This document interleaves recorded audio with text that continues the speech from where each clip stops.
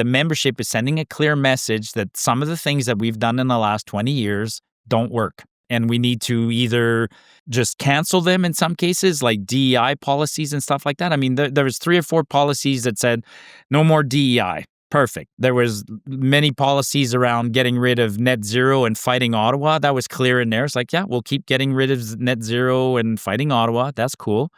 There were some very pragmatic policies, like we want a castle doctrine. We want we want something entrenched in our laws that make it, people always say you have the right to defend yourself. It's like, yeah, but there's too much discretion for the cops and the prosecutors, and we want that discretion taken away. Yeah. So we went down that path. Yeah, very happy about the AGM, the direction of the province, the way Danielle's taken us. I wish she was more of a separatist at heart, but we'll deal with that differently, I guess. We'll do a referendum.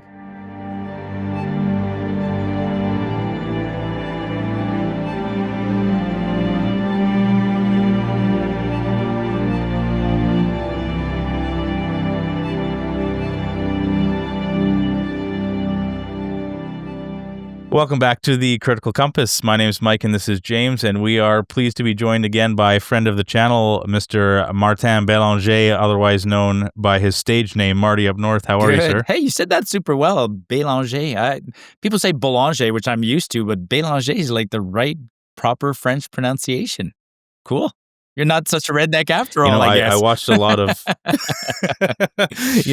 my dad was I grew up as an Oilers fan, of course, but my dad was always a Habs fan because he grew up in 6-team hockey. So we watched a lot of Habs games. So I got used to the French-Canadian parlance. So I do my best. Hey, so Marty, we're coming off a pretty big, like 5 days here. Not quite a week, but...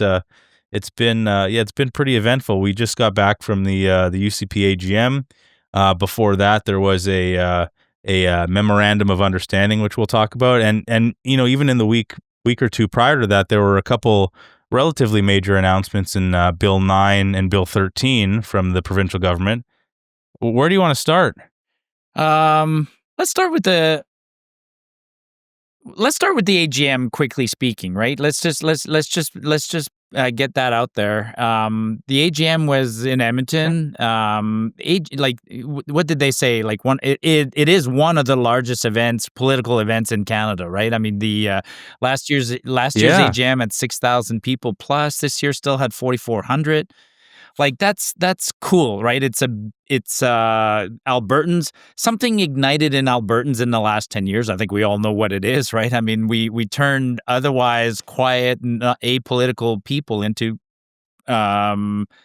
definitely more engaged. What would Eva Chipiuk say? Eva would say we are We're empowered citizens. Yeah, exactly. There. Shout out to Eva. Yes. So, the event was awesome. I'm happy to go to an event like that. I mean, I'm politically engaged already, but to go to an event like that and have 4,000 people show up, I thought it was a pretty good weekend. Pretty awesome weekend in that sense. Yeah. And a good venue compared to last year where it was just all on one level. And it was, if you're sitting in the back, you wouldn't see anything. I feel like everybody could see, everybody could hear. They handled that 4,000 people. It was actually even better than at the BMO in Calgary. Like it is a perfect venue for that. Maybe they should just hold it there permanently. I know they won't, but yeah, I agree, James. The whole arena concept. Actually, if they were going to do it in Calgary next time, they should probably do it at the Olympic Plaza, or not Olympic Plaza, the COP or whatever. There's an arena that transforms into a nice stage at COP, and they could do it there. But yeah, no, it was typical. Well, actually, where do we want to go? I mean, yeah, it's your show, man. Where do you want to go? Hey, you're the guest of honor. You lead the way. Let's talk about. Let's play it chronologically. Let's be fair. Let's do it chronologically. Yeah. Let's do it chronologically, right? And I'm going to go back just a wee bit farther on the chronology. So about 2 weeks ago, Carney announced the second batch of nation-building projects that were going to be forwarded to the major projects office, right? And so there was a batch in September of about 5 projects, and then a couple of weeks ago, he announced the second batch of 6 projects. And these are all old projects that had been on the books for years, had been stalled because of, there's no projects being built in Canada for the last decade, and we all know why. The rules are too complicated. The government has passed all sorts of laws that make it difficult to advance projects. The political uncertainty has made investors and foreign capital scared to come here. So Liberals can say whatever they want, but under the decade of Trudeau leadership, they scared away all sorts of development and major projects. And now 10 years later, we're paying for it. So Carney does this thing. He pretends that he's serious about kickstarting the economy. So he announces a whole bunch of old projects that are now going to be passed on to the Major Projects Office. And under Bill C-2, the One Canada Act, we're suddenly going to fast forward them. So after 2 sets of announcements, 11 projects, one thing is absolutely noticeable for me as an Albertan, for you guys, there's no Alberta projects on there. There's no pipelines, there's nothing. So people say, well, the NGL or the LNG project in BC, the Cecilim, whatever one that was, will burn or will liquefy Alberta natural gas. So Alberta got a small victory in there. Sure, you could argue with that, but it's pretty noticeable that there's nothing on the list for Alberta. And so then leading up to that, we remember that a year ago, or during the election in March, April, Premier Smith sent out an ultimatum to the future prime minister of the country, which turned out to be Carney, right, where she laid out 6 or 7 or 9 conditions that needed to be met. Otherwise, it was going to start to, what did she say, foster or affect the stability of the country, right? So call it whatever you want. It was an ultimatum. All right, so that happens, and now we're going into the AGM, and just before the AGM, same thing. All throughout the year, there's a growing independent movement in the country or in the province here. Actually, in the country, there's a big independence movement growing in Quebec at the time being, but there's definitely one growing in Alberta. You have 2 competing identities. You have the Alberta Prosperity Project that's touring the whole country, the whole province. I keep saying the country. I'm already thinking of Alberta as a country. Like, that's where I'm at, right? So I got to get used to saying the province. But so the Alberta Prosperity Project is touring the province, doing these big pro-separatist movements. Their popularity is climbing, and simultaneously, there's Danielle Smith doing the Alberta Next panels, which are, in my opinion, I've been to 2 of them. They were making a good case for Alberta independence. So we're all getting ready. We all bought our tickets. We're going to go to the AGM, and lo and behold, the day before the AGM, Danielle Smith and Mark Carney announced this weird Memorandum of Understanding. And in the Memorandum of Understanding, basically, he's conceding to a couple of her ultimatum demands, and he's throwing a project our way, potentially a pipeline with a bunch of other conditions. He agrees to some of her removing some of the conditions of her ultimatum. He adds a couple more. They propose a weird pipeline, and everybody sings Kumbaya. Well, no, not everybody. 2 people sing Kumbaya: Danielle Smith and Mark Carney, and then the rest of us are sitting there going, like, what just happened? It took me 12 hours, lots of talking back and forth to try and figure out what the heck this memorandum was, right? And here's my opinion on what that MOU was. I just described the events going into the AGM. Smith has her own sort of her own issues. She's got a fracturing party. She has a separatist movement, and she has the threat of the NDP. So she has her own issues. Carney has a lot of issues, right? Carney has been parachuted into Canada to fix Trudeau's screw-ups. This is how I view it too, by the way. Like, Carney is not an independent, right? He came from Europe, powers that be, non-Canadians, like big powers that be, as far as I'm concerned, the same people who inserted Trudeau and took him out now realize that somebody like Carney has to come and try and fix the problems of Trudeau, because if they lose, if they keep going down this path, they're going to lose Canada, they're going to lose the Golden Goose, and they're going to endanger the Agenda 2030 and other things, right? So Canada is a testing ground for some really nefarious stuff. Trudeau failed, Carney's brought in. Yeah. Carney's been in power for 6 or 7 months, and he's like, holy shit, it's worse than I thought, right? The country is absolutely economically damaged. And then you got Trump gets elected next door, and Trump's like a beast, right? He's this massive black hole, and he's pulling everybody into him. And so if you're hanging on to some weird climate change ideology or whatever the hell you want, that's gonna disappear because Trump is against that. So Carney has his own mess. And he has a minority government, and he's got an ultimatum. So in my opinion, Carney and Smith contacted each other in advance and are like, we need to throw each other a bone. And so that's where the Memorandum of Understanding came in. It's a quick solution to potentially, not to solve any problems, but to appear like they're doing something and kick the can down the road. And I think it backfired on both of them. I've spoken a lot. What do you guys think? Well,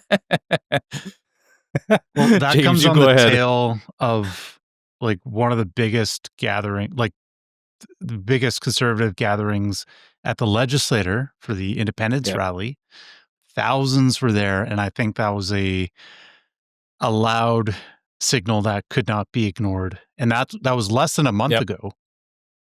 So given that backdrop, you could see why it was so important to get the appearance of all these little wins. Well, and that's leading into the AGM. Yeah, and that's Danielle's backdrop. In the day, just last weekend, the COP30 in Brazil ended.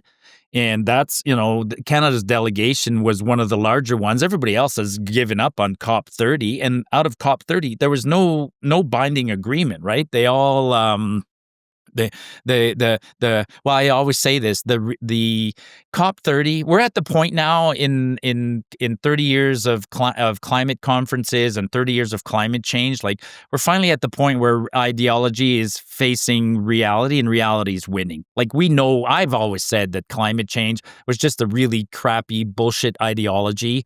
The concept that the hydrocarbons were destroying the planet and that we needed to wean ourselves off hydrocarbons and that we'd run out of them, and peak oil and all that stuff. None of their prophecies came through. And now people are waking up to the fact that the population's increasing. A third of the world is coming out of the second world and joining the first world. They want what we've had anyway. So their practicality for Carney, that was a big problem, and I agree with you, James. The rally for Danielle was a big problem. So, yeah, the memorandum to me is an absolute nothing burger. Absolute nothing burger.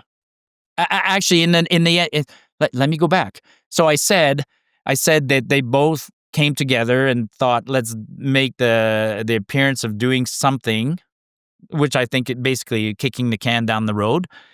They both lost. Carney lost bigger than Smith, right?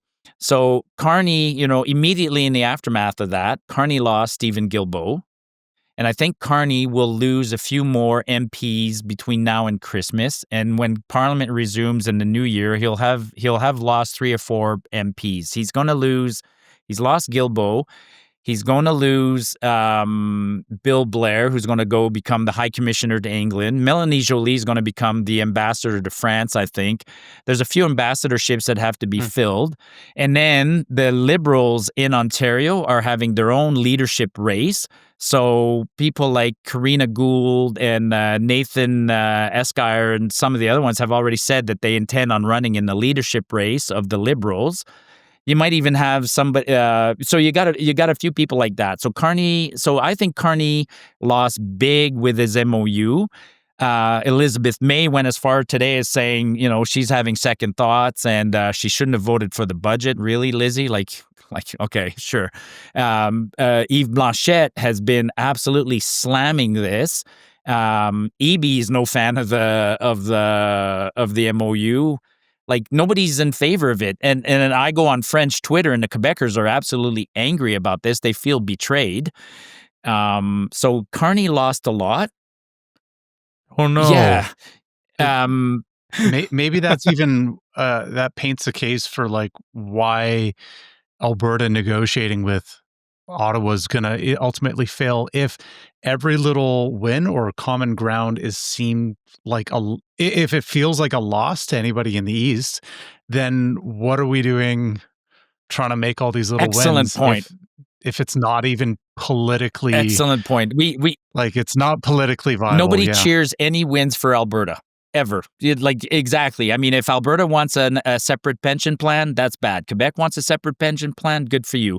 Alberta wants to separate, you guys are evil. Quebec wants to separate, you're absolutely right. Like, we cannot have any nice things in Alberta, which is why at one point I wondered if Danielle wasn't playing Carney, right? Because he looked so bad. But then I had to look at her and go, no, she took it on the chin too, right? We'll get into details. It came out at the AGM. I mean, she was basically booed for the MOU.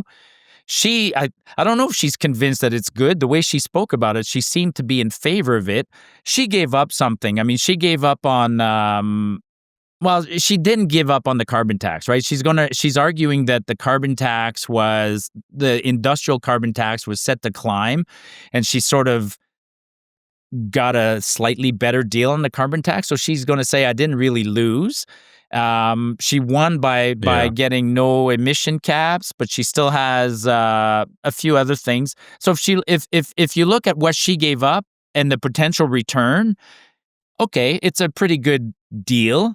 And I would have made that same deal perhaps if I was her.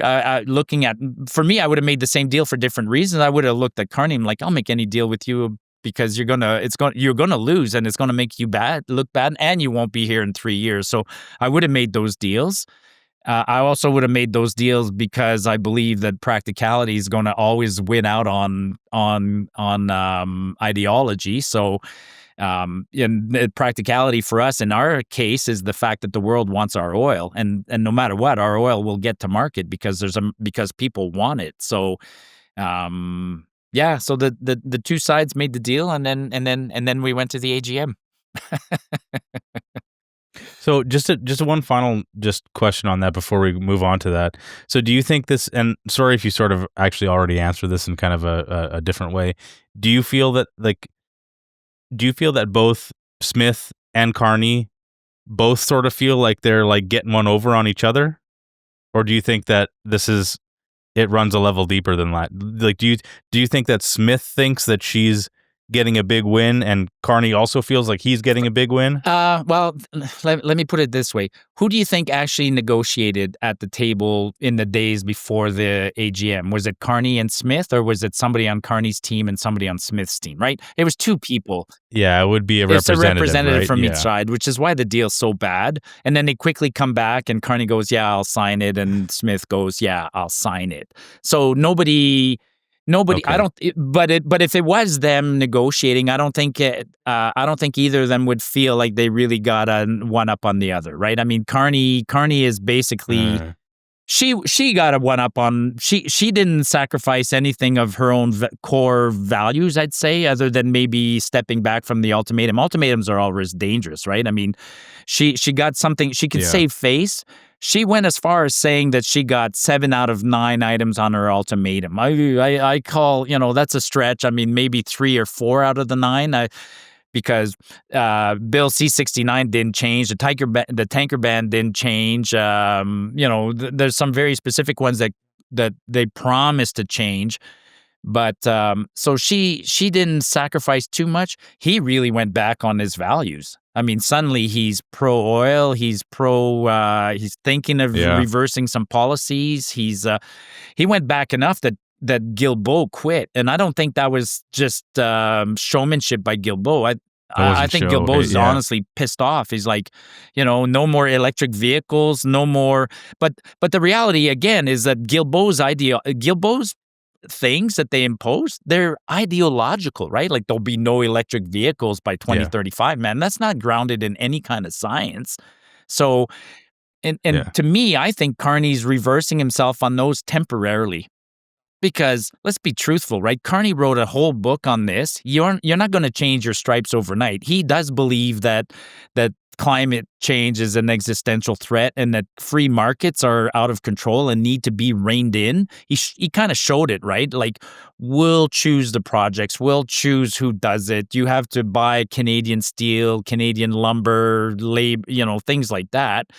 And I think Carney is reversing himself temporarily because he's looking around him and he's like, Trump will be gone in 3 years. Maybe I'll still be around. He's selling out, but only temporarily.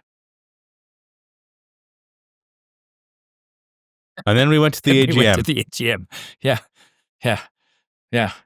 Let's. So we were talking a little bit about this before we hit record, but kind of like, I don't know, so much stuff happened. Like, I guess maybe we'll start off with sort of what your overall opinion on the event was. Like, did you think it was well run? Did you think like it was like, paced and structured well, that kind of thing? But like, what did you really think about some of the major policy considerations and different kind of important parts of an AGM? Like, what did you think about that procedural aspect of it anyway? Oh God, from a procedural execution point of view, the AGM was brilliant, beautifully done. Like, you show up at the venue, it's so well organized. The only thing that was slightly, the only criticism I have, and it's so minute, is the over the top security.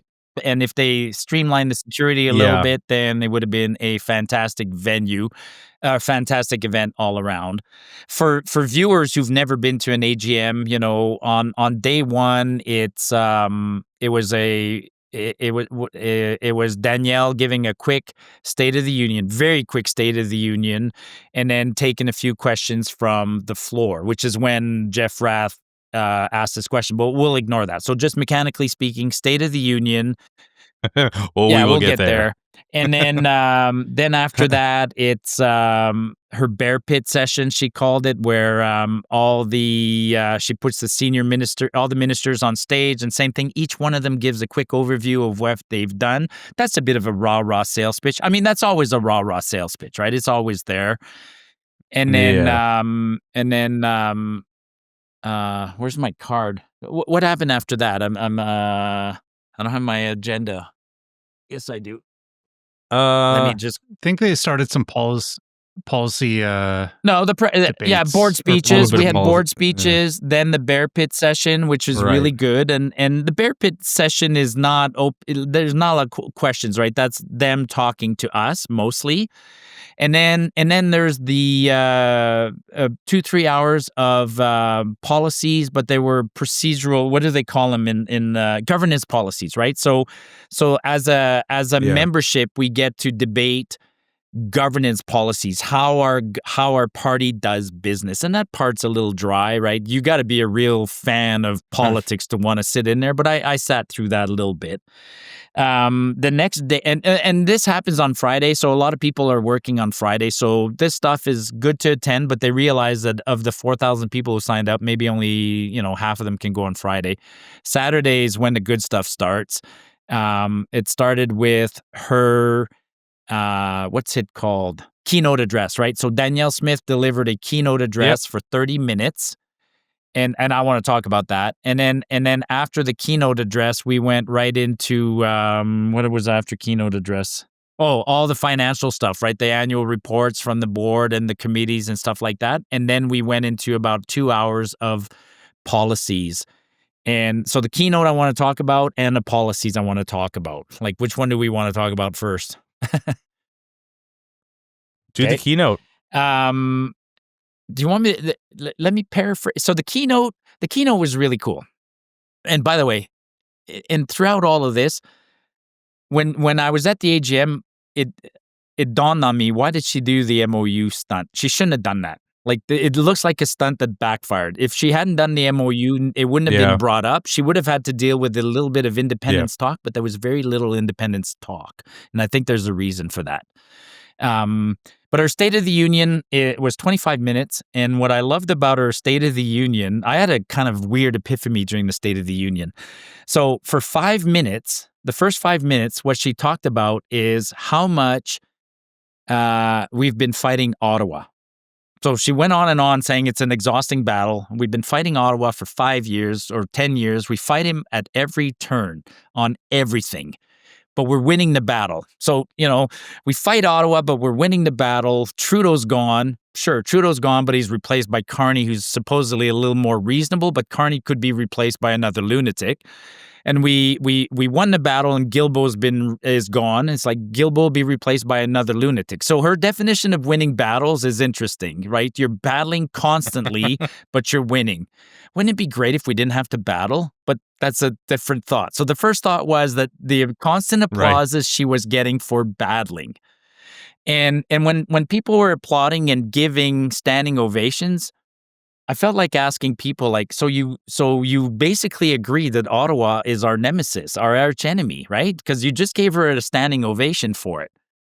So then she spent 25 minutes talking about what some of those victories look like, and advancing some what I would say are very quintessentially Albertan things, right? So she talked about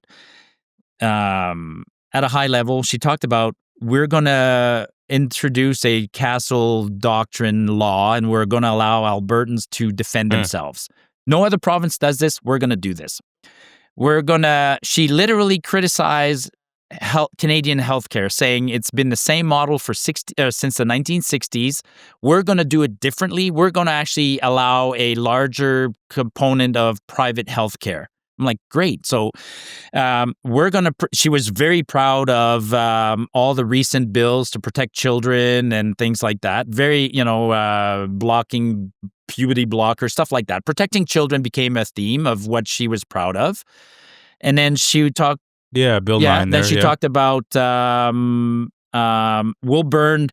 we're back. We're going to burn clean natural gas and it's going to power AI centers, right? Like we're going to burn natural gas despite that, like nobody else wants it, but we're going to burn it. So yes, we're proud of our resources. She even talked about bringing back coal.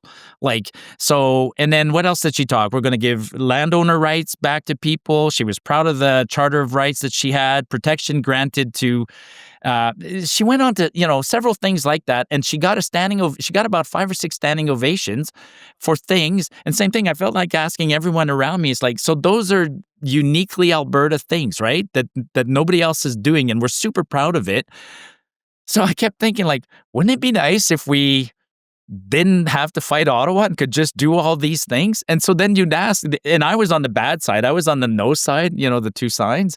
And I literally asked a couple of people, so why aren't you pro-independence? Why would you want to stay in Canada? And I never get a satisfactory answer to that. Like the only answer I get from people is they like having a maple leaf on their shoulder. Or there's an attachment to the flag. Yeah. Like it was. So it's like, it's a nostalgic sense of you're tied to the rosy idea of what Canada was rather than what it is now, and they think it's maybe worth fighting for still. Yep. They haven't seen the writing on the wall. No, she was like, when I was listening to her, I'm like, you're the perfect salesman for an independent Alberta. I get the same reaction from her when I went to the Alberta Next panels. I mean, at the Alberta Next panels, when she's like, we need our own Alberta pension plan because we get a bad deal out of the CPP, blah, blah, we're shorted. We get a bad deal from the police force. We get a bad deal from taxation. She mentions all the things we get a bad deal for. But then she always finishes it with, but she believes in a sovereign Alberta, a stronger Alberta within a united Canada. So that's a whole topic for another day. Some part of me thinks that she still has to say that just because she's the premier of a province and she cannot openly say independence, that we're going to have to give her that mandate. I think she wants an independent Alberta. Maybe she's seen it. I mean, the way she talks, she can't have anything but that realization that we would be better off independent. But I guess it's just, it would be, what's the word? Like she took an oath to defend whatever. She took an oath to the king and to Canada, and she cannot talk about independence until the day where we actually have a referendum on the subject, or if she got elected and it was a clear, even if she put it as a campaign promise, I don't think she can get elected on that. she can a premier in this country can suddenly talk about independence if they get a referendum. Right. Or, well, I should correct that. Yeah. I mean, we've seen parties get elected on an independence platform. Actually, there has been in Quebec, right? The Parti Québécois does get elected on a clear independence platform, and some premiers of Quebec, like Jean Chrétien and Jacques Parizeau, were absolutely blunt about it. We're separatists, and we intend to separate. So I guess Danielle could. If she doesn't feel that she has the mandate, that's something I'm willing to accept, and I'm willing to work to give her that mandate. So as far as the State of the Union was interesting, and that's where she got the boo, right? She got one pretty solid boo during her State of the Union when she mentioned the word. No, actually, the boo was the day before when she mentioned the word a sovereign Alberta within an independent Canada. That got her a boo. Yeah. Mhm. She might have gotten Got more. a Yeah, couple well, Jeff- views. Yeah. Well, When yeah, she I started remember- talking about this is not the time to give up on your fellow Canadians, and she got a couple Yeah. boos because she was painting the case for like us fighting Ottawa, we're winning these battles, and then kind of brought it back to we can't give up on Canada. So I think there's a little bit of animosity there. Why do you guys think? Do you have another Yeah. theory why she might not openly embrace separatism or separation? Well, I feel like we've talked about this a lot, and I feel like there's. I want to think that it's more like kind of what you say, like she's just being careful and she's being measured and calculated, and not wanting to give her political opponents any more fodder to try and come after her. While we're a year and a bit out from a provincial election, but I also heard rumors that there's a potential for, now this is very, very speculative, but she's such a popular figure amongst conservatives in Canada that I heard through the grapevine, through people speculating, that there might be in this MOU was a discussion, maybe a personal level discussion of her ending up being the leader of the CPC at some time. Like, Pierre's a lame duck now. Pierre's not.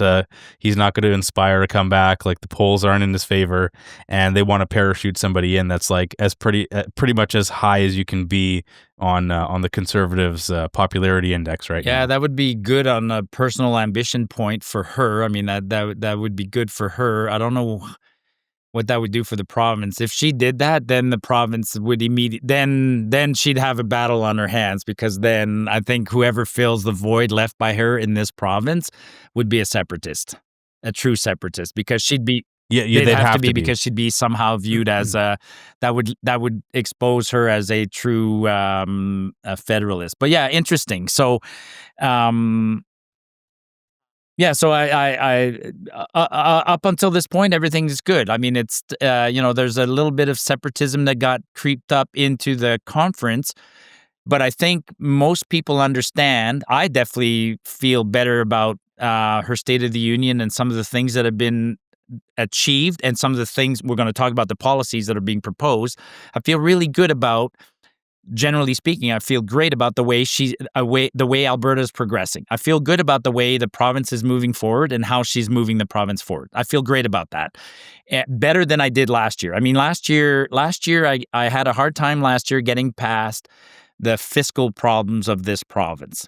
Like, I really had a hard time getting past that, and I'm still having a hard time getting past that, but I'm kind of seeing that how in the current state of things, we have to go into deficits. We have to keep people happy with the money flowing. And while that's the case, she's addressing things that I think are actually a little bit tougher to address, like property rights, gun rights, protecting the kids. And I think those are things like, if you're laying out your battle plans, you need to make sure that the family and the kids and those things are well taken care of, and then you go on to the other battles. So I think she's taken on the correct battles in the broad political context of our country at this time. So I'm very happy with the way the province is moving forward and that she's taking us.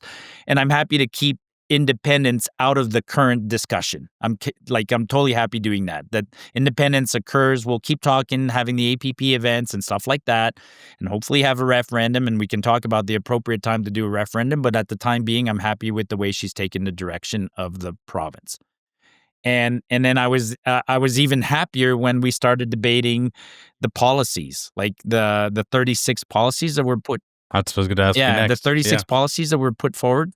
I was like, wow, again, we are being, Albertans are not Albertans, but the membership is sending a clear message that some of the things that we've done in the last 20 years don't work. And we need to either just cancel them in some cases, like DEI policies and stuff like that. I mean, there was 3 or 4 policies that said no more DEI. Perfect. That's just the membership saying that didn't work. That was reverse discrimination. All that didn't work. So get rid of that. There was many policies around getting rid of net zero and fighting Ottawa. That was clear in there. It's like, yeah, we'll keep getting rid of net zero and fighting Ottawa. That's cool. There was some very pragmatic policies, like we want a castle doctrine. We want we want something entrenched in our laws that make it, people always say you have the right to defend yourself. It's like, yeah, but there's too much discretion for the cops and the prosecutors, and we want that discretion taken away. Yeah. So we went down that path. To the APP, the Alberta Pension Plan, she was given a mandate that, like, you need to make this happen. I mean, she had all sorts of excuses for not wanting to make that happen. That policy passed. You need to make this happen. No more pride flags. No more Palestinian flags on public buildings and schools and city halls. That passed. Again, that's just call us what you want, man. That's just the membership saying that's a distraction. That's divisive. We don't care. Like, there's a million places where you can fly your pride flag. You're just not going to fly them at schools. One that I was really happy to see that passed. Again, you can see how the membership's giving her, if she was not doing it because she didn't have the mandate, we're giving her the mandate.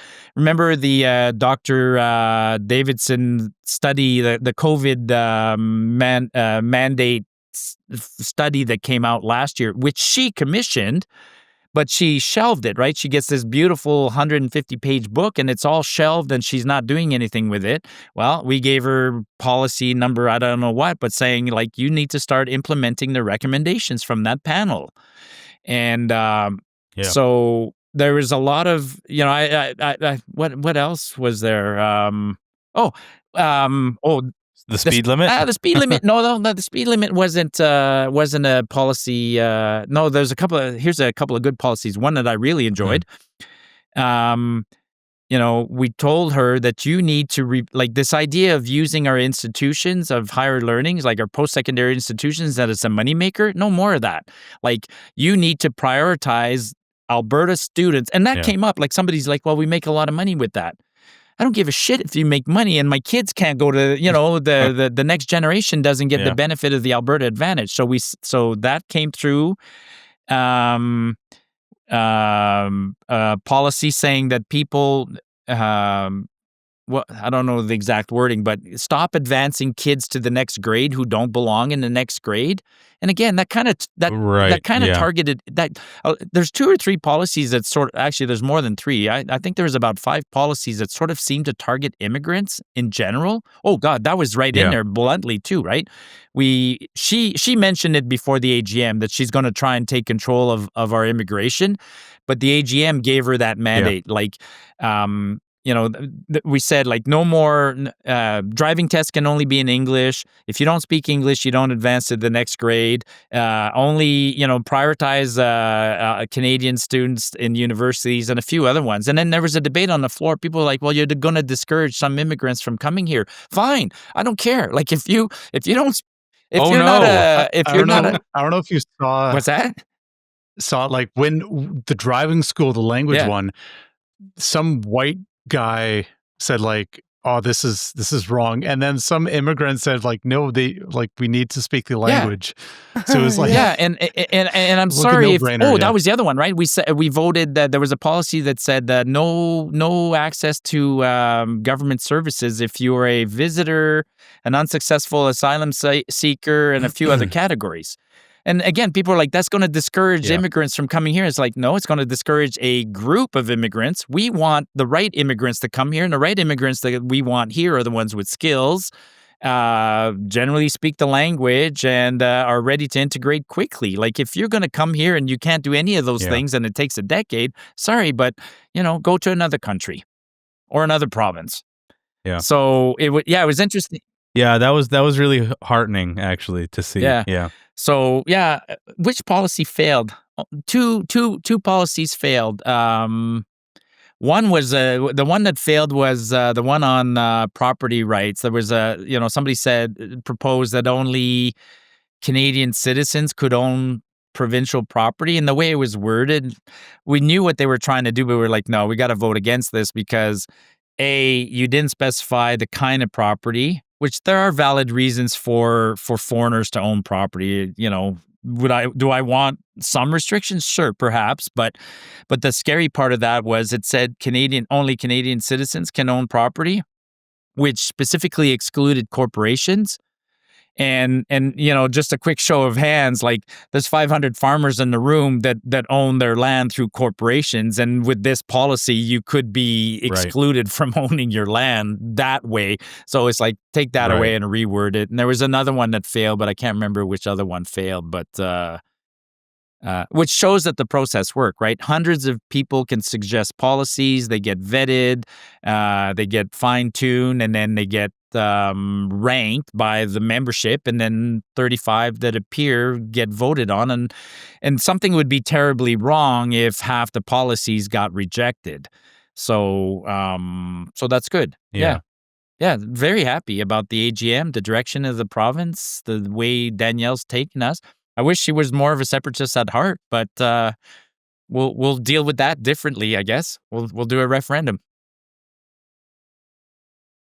So essentially, then, I guess, with the independence like looming in the background, we don't know if it's a guaranteed thing. So if we're putting pressure and we're making wins along the way, then like even if it doesn't work out, we're in a better position. So yes, in a game of chess, this is what we want to be doing, essentially. Yes. Yeah, just before you jumped on, me and Mike were talking about, in engineering terms, we often draw these diagrams, these wishbone diagrams, where you always have a positive, negative, and then positive, negative. So you have to think of something not happening. I mean, people talk about the referendum as if it will automatically win it. No, you have to put a yes/no possibility, right? So in the grand scheme of things, everything that Danielle's advancing for us right now is useful. Period. It's useful, right? I mean, it's my ideal win is a separate Alberta, but if I can't be a separate Alberta, I certainly do want a really, really strong one within Canada. I just worry, it's a topic that comes over and over and over. I mean, I still worry the fact that they outnumber us out east, man. There's 25 million to our 5, and they can always vote against us. And I get pushback from this, but I think it validates in the AGM and other places we are different.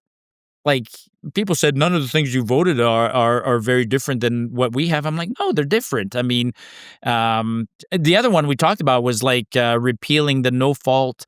Alberta is getting ready to do no fault insurance, and the membership clearly said no, we don't want that. I mean, that's a fundamental difference from the rest of most of Canada. Almost everywhere else in Canada, insurance is A, provincial, and B, no fault. So we have private at fault insurance. Gun rights are different here. Like we are promoting. If to the Canadians who argued with me online that they're the same as us, then why are you doing things differently? Like, The proof is, well, completely. we're just governed differently. I'm like, you're governed differently because you're electing people and you're telling them to do things differently. I'm showing you that we think differently and we act differently. We bring 4,000 people to the AGM and we vote on policies and we make our government change direction. So there's no excuse. So if you're different in the rest of Canada, then show it by doing things differently. Like, Yeah, it's a mindset that people don't really grasp. Like, people think that we're being like, we said it before, like, oh, we're being redneck Albertans, or we're being like cocky, or being arrogant or whatever. But no, like, if you've done any traveling or if you've lived anywhere else in the country, you know that there just is something fundamentally different about the mindset of an Albertan versus a Nova Scotian or a PEI Islander. There is, and even an Ontarian or a Quebecer, like there is something that happens fundamentally when you grow up in a province like Alberta that has always been an economic engine for a country versus an economic recipient and more of a the holding place of a managerial or a administrative type class. Like, they get used to things being a certain way because they're allowed to have that benefit because of the work that's done elsewhere that they don't see. And so they don't develop that mindset fundamentally. And it's measurable now. It's not just anecdotal. It's measurable, right? Like today, there was today or yesterday this week. It's a report from the Fraser Institute. Say what you want, whether you like them or not, but it's a report from the Fraser Institute that shows the economic freedom of all 87 jurisdictions in North America, and Alberta is the only one that's a second-tier jurisdiction when it comes to economic freedoms compared to other provinces. And people go, "What does that mean, economic freedom?" And I just gave you an example. I'm free to choose whatever insurance I want. If you live in other places, you're not free. God, in Quebec, they're so restricted. I mean, in Quebec, if you enter into a lease, you can only enter into a lease from July 1st to July 1st. Like, that's in the law. You rent an apartment in Quebec, it's from July to July. And so if you leave your, and rent control and things like that, like, I could buy liquor from anywhere I want. Well, that's a good one for Quebec. I mean, Quebec's free to buy liquor almost anywhere they want, but those are examples, right? Like, when you can enter in contracts, ages that you can do it, the number of crown corporations. I mean, Alberta has less crown corporations than any other province. So those all contribute to your economic freedom, and then that economic freedom directly translates to GDP per capita and wealth and other things. So the differences between Alberta and other provinces are not just anecdotal; they manifest themselves in a lot of data, a lot of places. You see it. Yeah. So, anyways, well, the insurance, I'll let James hop in here after, but the insurance thing is perfect example of that, because it's, that's a, like, it's such an I don't know the word I'm thinking of. James, you have to cut out me stammering here, but it's like the epitome of what, when they say, you take responsibility for your life, right? Because it's not only do we not want government insurance, regardless of, of course, I used to work in insurance. The only thing that provincial insurance does is it increases prices. It never decreases prices. But we want to have the option. And also, we specifically don't want no fault, because we are accepting of taking on the risk of potentially having our insurance increase because of an accident that we're at fault for, because we don't want to pay for accidents that we aren't at fault for. That is the taking of responsibility of your own actions. Yeah. There's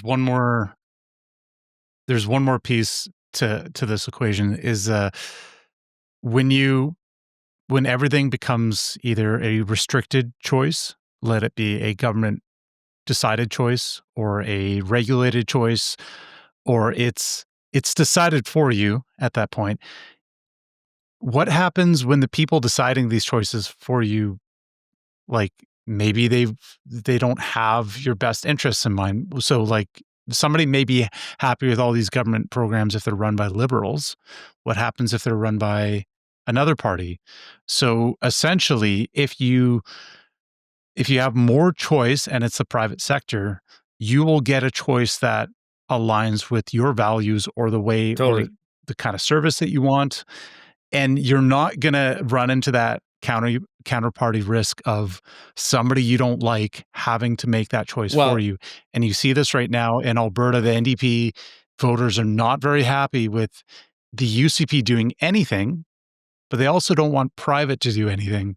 They just want their guys to do it with the orange flag. No, a great example of that is the raging debate around pensions, right? I mean, everybody like, I if I could opt out of the pension, I would opt out of the pension. I mean, the pension, you have to contribute what is it, 5.95% of your wages to the pension, and your employer does another 5.95. If you're self-employed, it's 11%.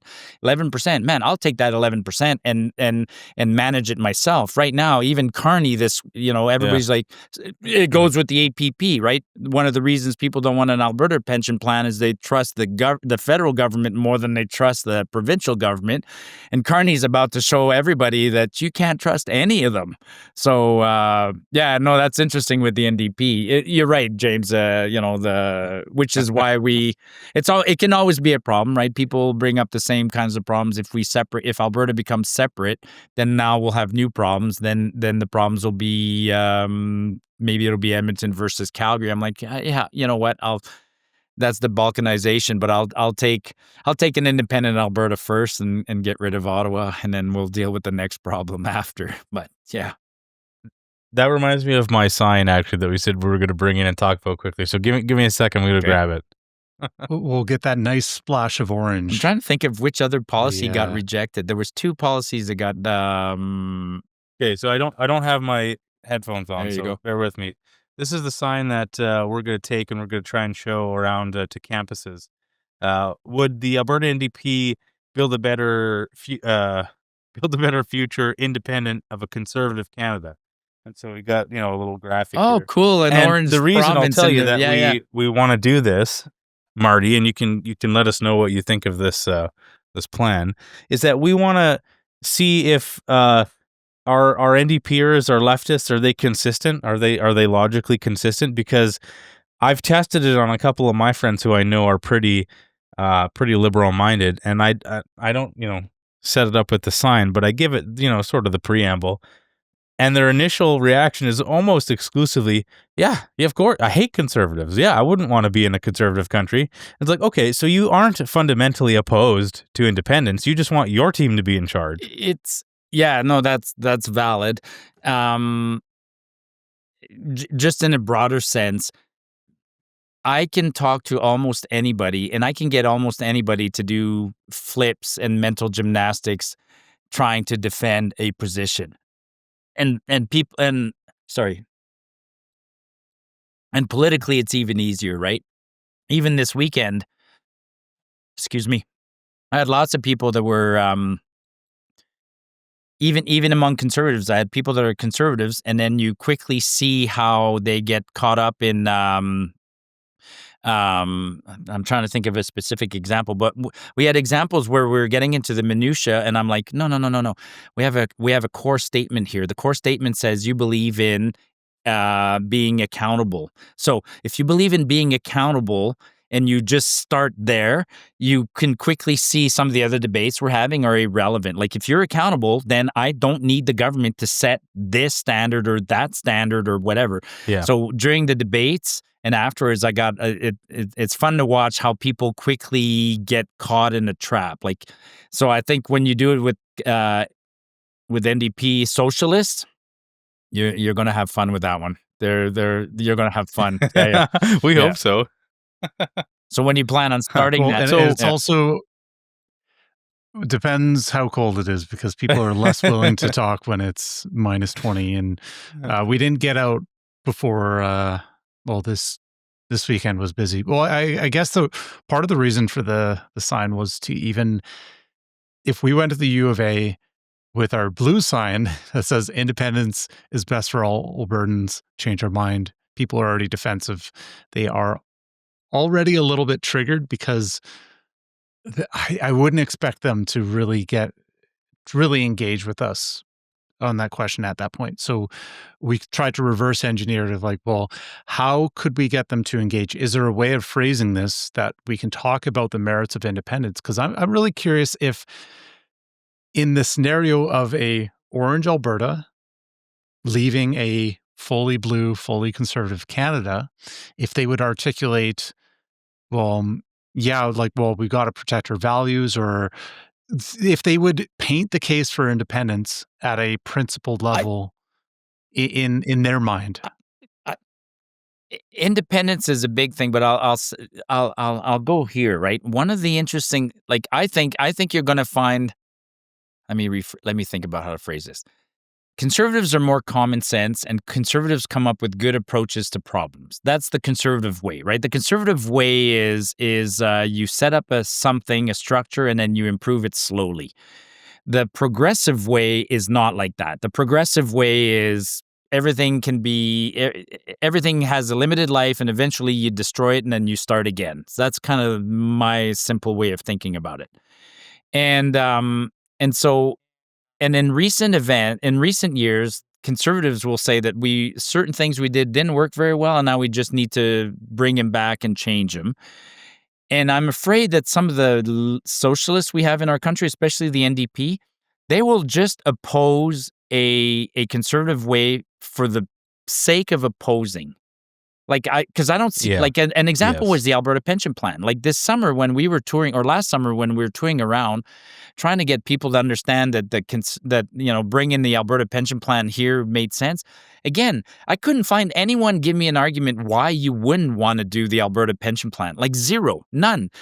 But almost overwhelmingly, they opposed it because it was a conservative idea. But what is a conservative idea? A conservative idea is not a conservative idea. A conservative idea is a small improvement to something, whereas a socialist idea is a complete reconstruction. So the problem is they can't endorse what we're proposing. All they can do is suggest a radical improvement, but in some instances there is no radical improvement or radical change. So you'll catch them in a paradox right away by saying, if not Alberta independent, what? There is nothing. The only thing you can do, for us, it's valid, is we're actually being the progressives because we're saying the experiment failed and we need to do something different. If a progressive was true to their values, they would be completely in favor of an independent Alberta. So it's going to be, I look forward to your chats and seeing what you guys find. So, yeah. Yeah, we've heard two, specifically on the pension bit. Like I've personally heard a couple, major refrains. The first one is usually, both come out of like not actually really thinking very deeply or very much at all about it. But the first response is usually like kind of a scoff, and it's like, oh, Canada would never, the federal government would never give us our funds back, and it's like, okay, well, like take that to its logical, like. So are you saying that you don't think, so the federal government is liberal now, so you're saying that a liberal government would withhold the money that belongs to Albertans, that is their pet, like people don't realize that you can move anywhere. Like we have tax treaties with all sorts of countries. You can move anywhere. Your pension is yours wherever you choose to retire. They don't know that. And so then when they're caught in that, because then the other choice in your decision tree, like you're saying earlier, then the other thing that you would pivot to is like, well, so you're saying a liberal government would intentionally withhold funds from you, like for a punitive measure. And it's like, well, no, I don't really want to say that because I am a liberal, so I don't want to say that a liberal government would do that. So then they pivot to the third response, which is, well, I don't trust the Alberta government or whatever private corporation they would have running it to properly manage the funds. Okay, well, that's a different argument, but then you'd have to also respond with, well, it's not like like Mark Carney's not sitting there like picking investments for the day. He's not like doing penny stocks. So it's going to be a fund regardless, and you can point to you can point to AIMCO, you can point to the QPP, you can point to many different large pension fund managers, and you can find similar returns across the board. Like it's not like it would be a major concept switch. It's just a matter of really the pencil in the books of like where the money belongs at any given time. So it's not like it's exactly what you say. It's opposing it because it's a conservative government putting forward the motion, not because there's actually anything fundamentally wrong with the concept. Totally. Yeah. We're tribal at this point, right? We're absolutely tribal, which is we could face the same problem, right? That's one of the things we have to think about when we if we become independent and we shape our country.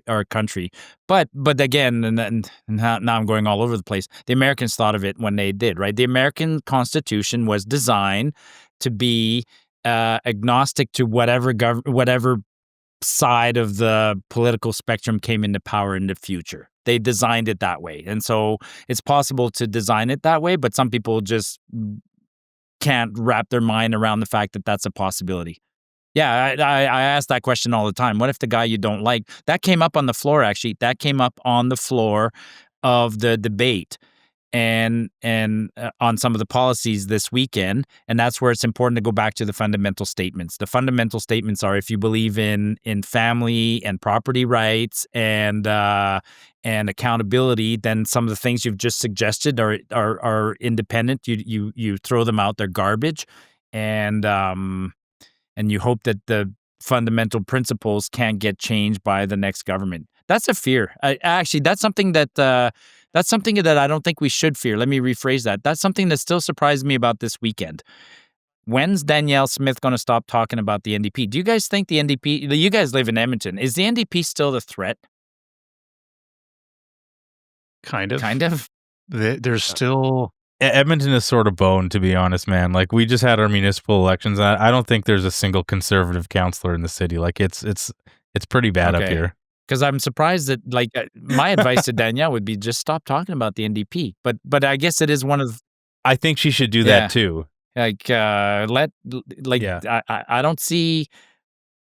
I hear some noise around the NDP. Well, I guess at the same time, I mean, I saw what what's his name, Thomas Lukazik did with his petition, and who did he get it to sign? And there is still the battle is not won yet. The battle is not won. Yeah. But regardless, your thought is right though. She should, regardless if they're a threat in Edmonton, you know, they're always going to be a threat in Edmonton to some degree. But she should stop viewing them as a consideration because it's hamstringing her in moving forward with policies that she probably should. That if she did, and the very obvious gains from those policies were realized, maybe she would actually gain converts from fence sitters or even previous NDPers who see the results of the conservative policy in action. Next year, I'm going to work on proposing a policy. When I can, actually, it's timely. It's a good segue, but I'm going to propose a policy that we move ministries away from Edmonton. Like, I think we need. Good idea. Saskatchewan went down that path, and other places went down that path. Like, we can't have every government ministry based out of Edmonton. I know they're not, but I mean, we need to dilute Edmonton. There's way too many civil servants in Edmonton. We need. I don't care. You know, the energy the Ministry of Energy should be in Fort McMurray. Maybe agriculture should be down in Grand Prairie. I don't know. You know, like, move them around. High education could be in Red Deer. I don't care, but move them all around. Transportation. Where would you put transportation? Go put them in Medicine Hat. I don't know. And move people around and use it as an opportunity. If somebody doesn't want to move from Edmonton to Medicine Hat, they can quit, and then we'll rehire people. Like, it's there's way too much. It was interesting to see that there was Mike's coughing. No, that's sorry. cool. I was going to mute my mic. It was interesting to see that there were actually a few people. I felt bad for the people who came from ridings like, what was Rachel Notley's riding called in Edmonton? What do you got? Strathcona, right? Like, Strathcona. Whenever for the folks, right? Like, we have these lanyards, and on some of the lanyards, depending on it, said what riding you were, or you got to learn what the colors meant. And when you met somebody who was like from Strathcona, it's like, whoa, you guys are conservatives from Strathcona? That's awesome. Like, do you guys have a secret handshake, or what do you do? We found all dozen of you. Yeah. Any weird takeaways for you guys from the event? I mean, you covered it in a different perspective. Did you get to participate much, or did you mostly were there to document? I voted, but that was pretty much. I voted on the board. We took 5 minutes to vote, but other than that, we were filming. We were walking around. We had lots of conversations, but we were in the mode of documenting the event, specifically to make a little mini documentary. And we didn't think we would. Before the event, I wasn't sure what kind of a story or how it would unfold. Or I thought, okay, maybe we'll we'll film some interviews. We'll be able to make something. But with how everything unfolded, it kind of turned more into a story. I think you'll enjoy the edit. So 14 minutes long, so it's mini documentary, not a full Okay. length, but that's plenty long for this one little event. You made me think of a couple of things that we didn't cover quickly. Let's talk about the elections, right? That is one of the other purposes of. Yes, I was going to ask you that is a next, purpose yeah. of the AGM, is to elect the council that governs the United Conservative Party. Half the votes are up for, or half the council members are up for election every year for a 2-year term. So we had 9 people. There was a piece of paper handed out. Actually, I'd never seen that much campaigning. It was crazy, right? Like normally half the positions are elected by acclamation. So there were 2 candidates or more for every position, which is fantastic. They had debates in advance. They had debates there. They each had their booth. It was like they were fighting to get elected. And there were little pieces of paper handed out with, one side was considered more establishment. The other side was considered more separatist-minded. Out of the 9, the separatists are claiming 6 out of 9 as a pretty good victory, which means that out of the 18, there's for sure 6, probably 2 others. So the current council of the UCP is 50-50 with separatists on board. We think that's also kind of the ratio of MLAs. MLAs don't outright come out and say they're separatists, but we figure there's almost half of them are separatists. Kudos to the party in general. I mean, there's 6 women that were elected, right? Some people say we're a party of rednecks. There were 6 women. The crowd in general, I thought the crowd in general was the most diverse I've seen in a long time. Like everything from that 15-year-old kid that kept going on the yes side and talking. You guys covered the youth debate last year, but the spectrum was very broad. Like there was old and young, gray, white, blacks, Asians. There is a reproach. Some people say that the panel itself doesn't look as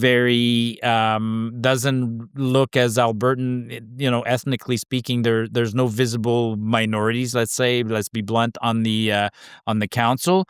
They're not running. Like, what can we do? I mean, if they're not running, they're not running. So, but yeah, 6 women elected this go around. Man, we get accused of being redneck, but fundamentally, we're pretty progressive. We move. We're not lunatics, man. We progress forward at a reasonable pace, knowing that every decision can have unintended consequences. Yeah. Like, I love living in this province. I love being an Albertan. Well, I guess if you look, when I was poring over the footage and I could see some of the crowds, like it seemed like people clean up really, really well. Like people were dressed up, people were representing, and the only thing that made it not feel like a NDP AGM was the lack of piercings and blue hair. So, but like it wasn't just all rural farmers. Like there's a few cowboy hats, probably more cowboy hats that you'd see at an NDP event. But I wore dress shoes, dress pants, and a dress shirt on day one. I mean, and when I came out of you're always sharp, when I went man. upstairs to get dressed like that, my buddy George's like, "What are you doing?" I'm like, I don't know. It's just me. Day one. Tomorrow I'll be more relaxed. But yeah. I was thinking of. Yeah, well, we have a. Go ahead. While you're thinking of that, the numbers that we had seen were, which I mean, I think is basically what you said.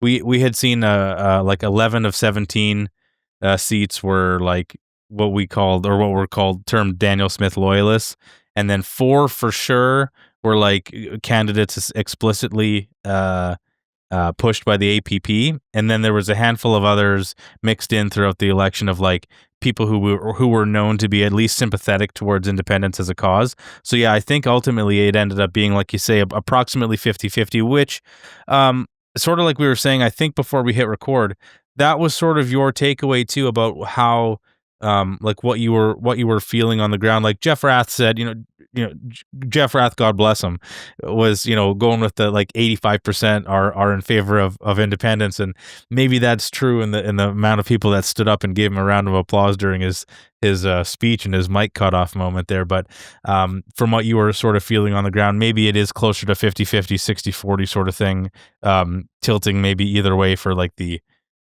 people who are actually what you might call like diehard independence guys. The reason I'm still going 50-50 at this point, actually for me it's lower than 50-50. I think the province right now is 50-50 NDP Conservative. That's the way I see it. And that's how it showed up in the popular vote. Even though we only had 3 by-elections back in May or whatever, they were 50-50.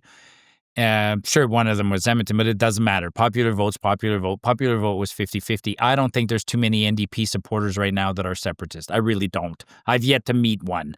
And I know the APP says it's apolitical, but it's mostly associated with the conservative side. So at best, it's 50% of conservatives. And when I walk around the crowd and I meet conservatives, if I'll say to Jeff, I'll agree. It is probably 80% of the people that were at the AGM were separatists. Are they representative of the whole Conservative Party? Not. So I'm going to go 60. So 60% at 50 puts me in the 30 to 35% range. So I think as a population in Alberta, it's 30 to 35%. Do you win a referendum with that? No, you don't. So maybe there's another layer to consider, and this is where it gets muddy and hard to know for sure, is that this is where it gets muddy.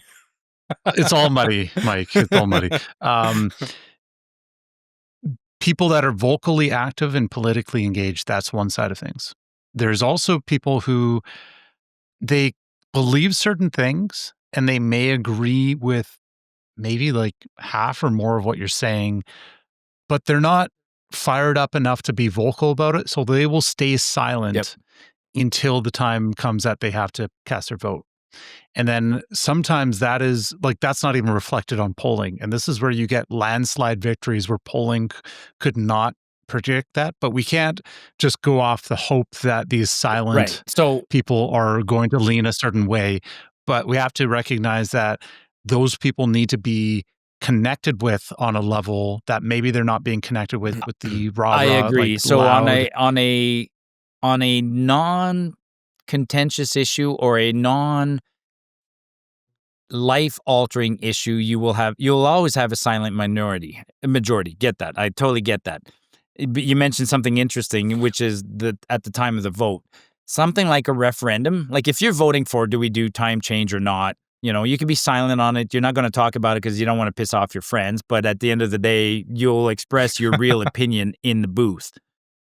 When you got to decide whether to separate or not, even if you're silent majority, then you hit the booth. Hitting the booth and checking off, yes, we're separating. I think that's a big one. I mean, I know what you're saying. Like, I got people here like during the by-election or during the municipal election that like a lot of people weren't going to piss off our neighbors by saying they supported, candidate X, even though they all did. But then when in the confidentiality of the booth, they go X it is and that's the landslide. Everybody's like, how the hell did Samantha get in? Nobody seemed to like her. No, everybody liked her. They just didn't want to piss off everybody else. Yeah, that's let's talk about that briefly, right? I mean, Lukasik scored a big victory yesterday. I mean, kudos to him. I think he cheated. God bless him. Yeah, I think he cheated to get his 400,000, but he got him. It's going to be interesting to see what Danielle chooses to do with that. So I think 2 things happened. I think he went to a lot of like old folks' homes and other places where essentially just said, sign this if you don't want Alberta to separate. Or become the 51st state. I think he put a fear in them even further. There's lots of ways you can word it to scare a bunch of old people who didn't have that on their agenda that day, for people to come and scare them about these kind of existential issues. So I think that happened, but also I think even just on the streets or just with your regular Albertan, I don't think they actually phrased the question or outlined or described what the actual petition was for. It's the Forever Canada petition to hold a referendum on the question of staying in Canada, but saying, yes, I want to sign a petition is different than, yes, I want to stay in Canada. So my question is, out of the 400,000, how many people were independence-minded supporters that said, yes, I want a referendum, I'm going to sign this anyways? And how many people are just saying, yes, I want to keep Alberta in Canada, and I'm voting yes for this by signing my name. So I don't think they I don't think they fully understood the whole setup. I'd also like to see where he collected his signatures. I'm sure the petition has a rule that they got to be sort of broadly represent the province, but does that mean, like, as long as you get one from each riding, and then if you get 390,000 from Edmonton but 10 from every other riding, you've met the guidelines, like, or does it need to be proportionally spread? Because I can't see it being proportionate. I'm betting he got his 400,000 in Edmonton and parts of Calgary. We'll see. But have you been following Jeff Rath's and the APP's petition, or not petition but question? Like, did you follow that a little bit? Yeah. You mean their court case? Yeah. Yeah, it's still in the courts right now. I think they're getting a are they having is it another hearing, or are they having the ruling from a hearing in early January? So what's happening is they met again. They had all the friends of the court come in and submit their concerns, etc. And then Rath was able to argue and present their case. And then there's a few other friends of the court that are submitting a written version of their thoughts, essentially. So they're not setting up court again to have everybody in there, but they're waiting on those written submissions. And I think that's happening in the next week or so. And then in January, they'll come back with a decision. So I don't think they're actually going to be in court battling it out again. I think it'll just be the decision. So Feasby might give a decision in January then. That's interesting. Yeah. Yeah, nothing will happen with that. Well, I was talking with... Sorry, Marty. No, I'm just saying I don't think Danielle will, like, she has the... Well, Thomas's group has to do something today, right? Like, they have 2 days to actually push the next step, which is kind of formally request a referendum. And then Danielle probably won't do anything until January. If she was good, or not, what's the word? She should wait until Feasby rules on Jeff's petition. I think that would be the right thing to do, just to tell Lukasik, no matter what, man, I'm waiting.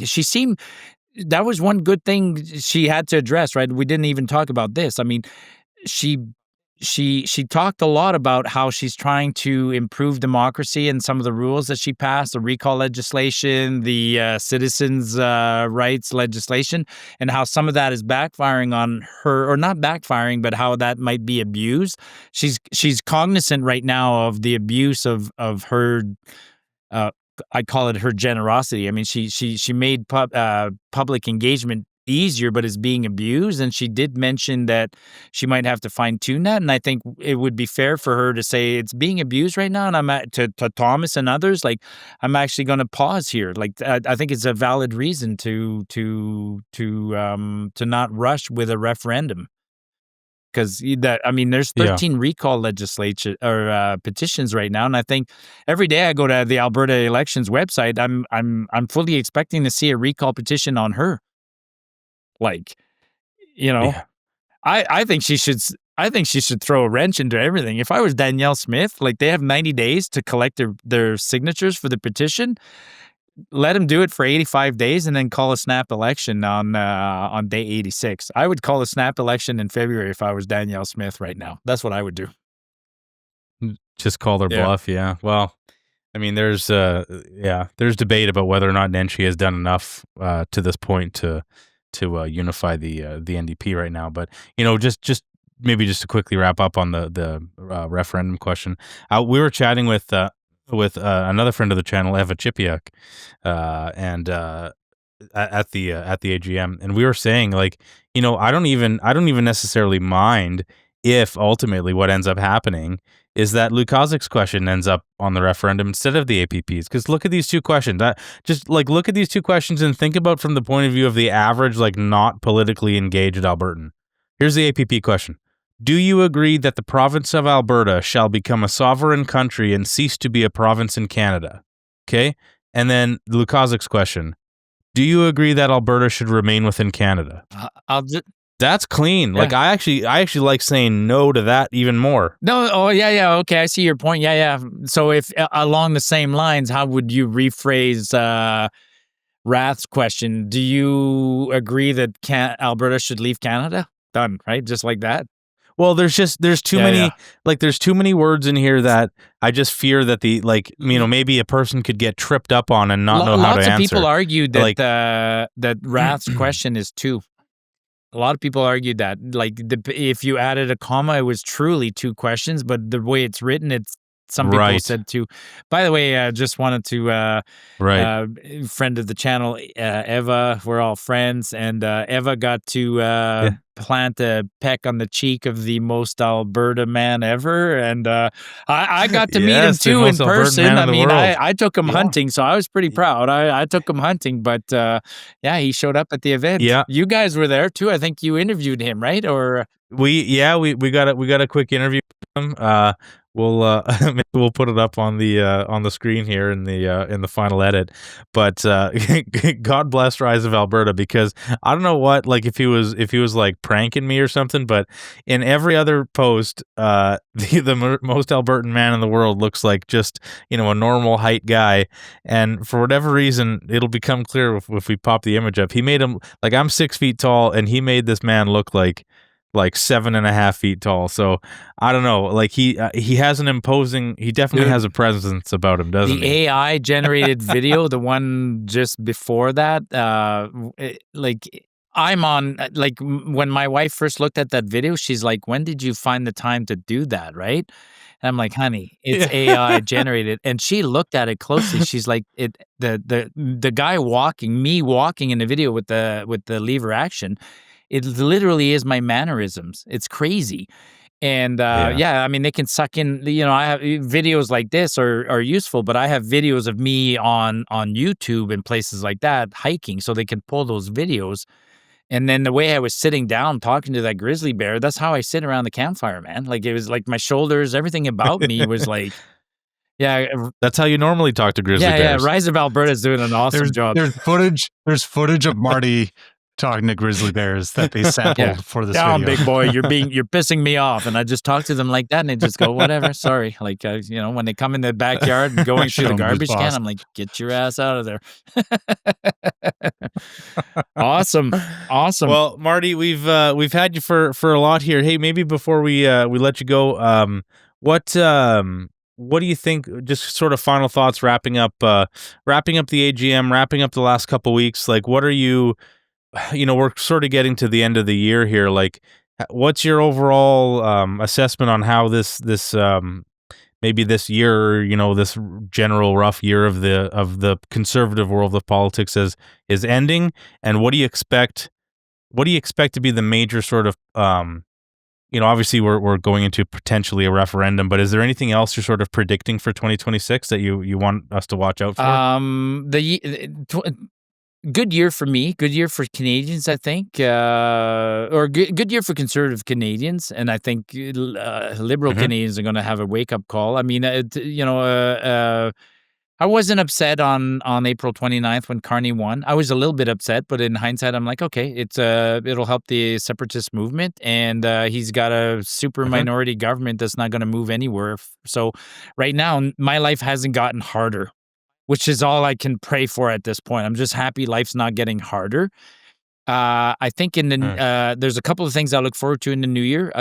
I think there will be, the budget, like everybody thinks that we just approved the budget. Guess what? We just approved the budget in like month 8 of the fiscal year. So the next budget has to be approved in April. So I think this government could very well get defeated in April. If everybody is true to themselves, like Elizabeth May and whatever, no new laws are going to pass between now and April. and this government's going to get defeated, and then we go back to the elections, which is a whole new ball game. I don't know if we go into the election with Poilievre or not. I mean, he's up for leadership review. By April, we're going to have a new NDP candidate, which in and of itself is a comedy. Like, that is the most hilarious thing. Like, I hope the NDP find it in themselves to elect a moderate, but there's hardly a moderate on the plate. But I'd love a moderate to split the right. So I think we're going into. It'll be Rachel So Notley. I think there'll be no damage between. My life's not going to get harder as an Albertan because of stupid liberal policies. It might even get a little bit better. I don't think the government will last much past April. And then Danielle has to release the results of her Alberta Next panel, which is going to be interesting. And then, of course, there's Donald Trump and the reality that we need to smarten up. And so I think I'm optimistic. I'm no longer being hurt right now. So the hemorrhaging stopped, which is good. And I see a lot of upside. I don't see a lot of negative in the new year. I see a lot of upside. Yeah. Amazing. We love a positive Marty, don't we, James? That's you've seen me at my worst, right? Weren't you on that one? You were on that one show with Sheldon where I got pretty upset. So yes, Marty's positive right now. So positive he's going to go. I'm going to go get a Christmas tree tomorrow. That's how positive I am. Yeah, amazing. It's this holiday it's in the December spirit. Holiday spirit, Marty. Yeah, that's great. Awesome, guys. Okay, man. Hey, thanks a lot as always. We super appreciate you. It was great to see you again this weekend, and look forward to the next one. Let us know anytime you're near the city, and I'm sure we'll have you on again. And also, do you have anything coming up? Any speaking engagements? Anything that you want people to know about? I will be speaking at some APP events in the new year, but not right now. I was almost going to turn around and go right back up to Whitecourt and Fox Creek, two towns that are near and dear to me. But no, I don't. Pretty quiet right now. Just pushing along. Everything's moving fine in the right direction. Cheers, guys. Awesome. Okay, man. Hey, thanks as always. Okay, we'll chat soon.